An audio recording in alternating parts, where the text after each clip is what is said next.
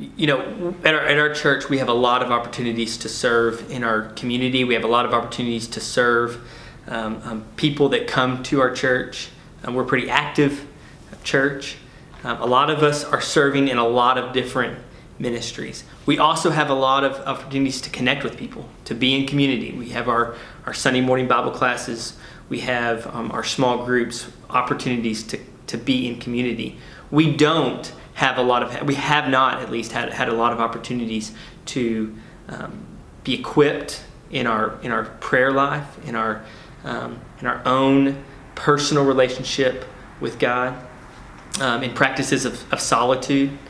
And so this retreat helped us, equips us to experience those disciplines, those rhythms, to learn about those, to experience them out there, to process about that experience in community with those others that are experiencing the same disciplines, and then to make a plan, make a goal, and go back home to carry some of those disciplines back with us, and then even to provide some accountability.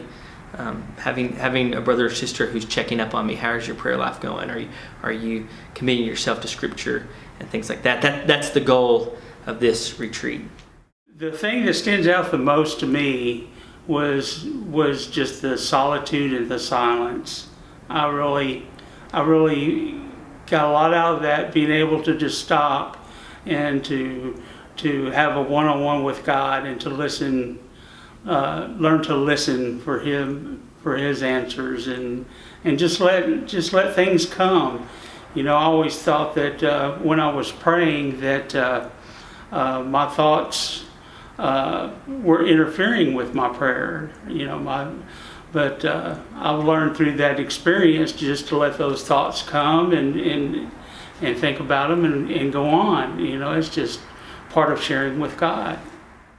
I just really kind of wanted the opportunity to just kind of disconnect from all of the distractions, day-to-day distractions, and just have an opportunity to sort of create some kind of a space for God and an opportunity for me to connect with Him in a different way than I normally do. I think one of the just in a number of ways, but one of the ways that really stood out was you had folks that were just from all different backgrounds and had different responsibilities and different experiences in their lives, and we just all connected like in one lake, which was amazing. And that just reminded me of the power of God and the fact that we were brothers and sisters. A lot of us, when we think about prayer, we think about these short, pithy prayers that we might, give to God every once in a while when things pop into our head, when we need something from God, or when we're thankful for something from God. And certainly that's good. But there's more to prayer than that. There's an aspect of prayer that is listening to God, listening for God's voice. And if you want to go deeper in your prayer life, if you want to go deeper in your relationship to Scripture, if you want to go deeper in just examining your own heart, then this is a retreat for you. This is where you can be equipped to do that, to practice that with your brothers and sisters, to reflect on that together, and then to make some goals to come back home and integrate these disciplines, these rhythms into your everyday life.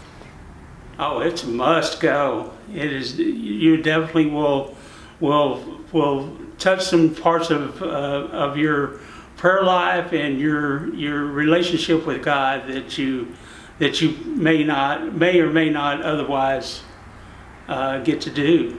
So yes, I would encourage anybody that wants to go on this. It is definitely a great trip. A lot to be learned. I think it's for everybody. I think trying to analyze whether or not it is something that was intended for you to go on. It's for every partner at Southside. As young as Matthew says, and as old. We had a partner that was over 90 years old that was there, who connected.